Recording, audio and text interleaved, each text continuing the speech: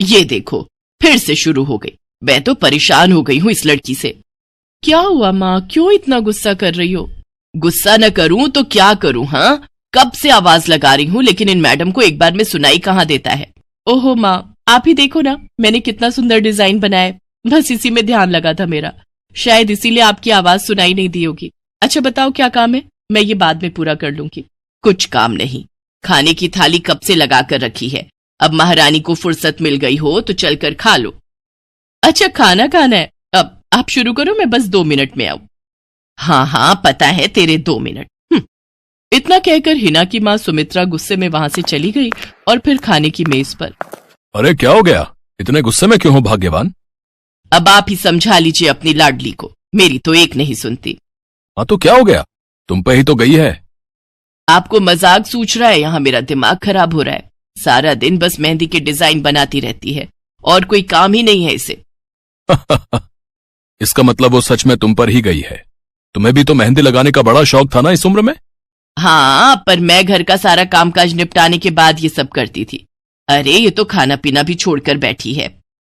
सुमित्रा अपने पति सुरेश से हिना की शिकायतें कर ही रही थी कि तभी हिना वहां आ गई।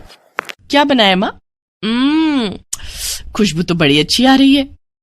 मिल गई तुझे फुर्सत? हाँ माँ, देखो ना मेरा आज का डिजाइन, पापा देखिए ना कैसा है। सच में डिजाइन तो वाकई बढ़िया बनाया है लाडो। ये लाडो बोल बोल कर आपने ही इसका दिमाग खराब करके रखा है। मेरी जान को कितना काम है पता है, ती जा रही है, मगर ये लड़की मेरी बिल्कुल मदद नहीं करती। ओहो, आज सिर्फ खरी खोटी ही सुनाओगी या कुछ खाना भी मिलेगा भाग्यवान?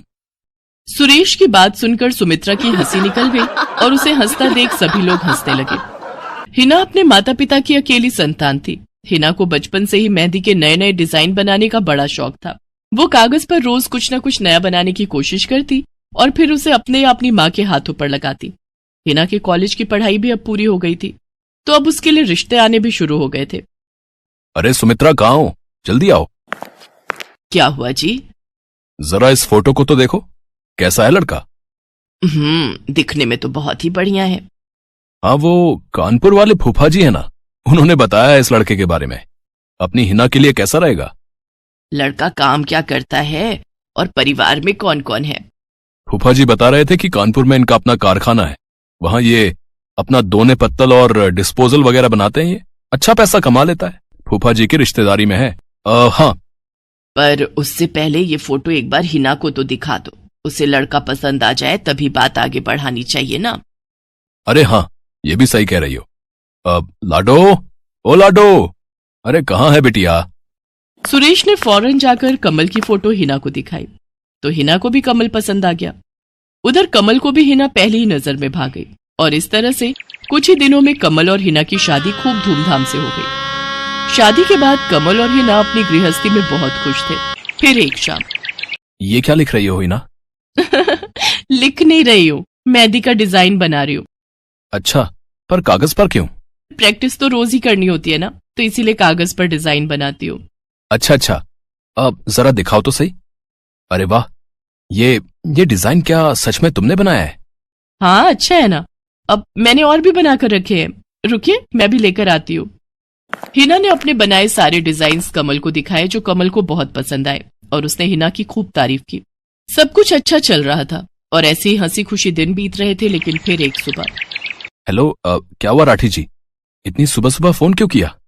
सर आप जल्दी से आ जाइए, गजब हो गया, अपनी फैक्ट्री में आग लग गई है सर, सब कुछ जल गया सर, कुछ भी नहीं बचा सर, जल्दी आ जाइए आप।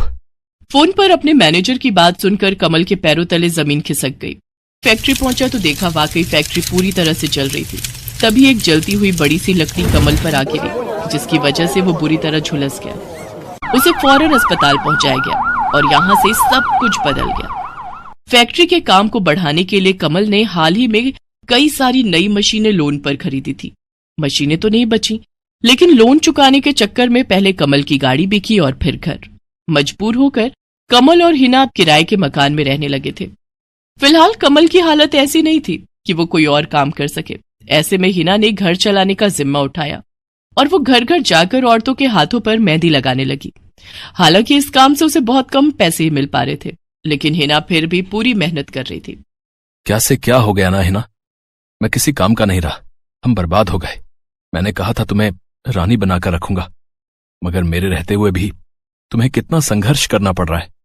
ऐसा क्यों कह रहे हैं आप बिल्कुल चिंता मत कीजिए, देखना धीरे धीरे सब ठीक हो जाएगा।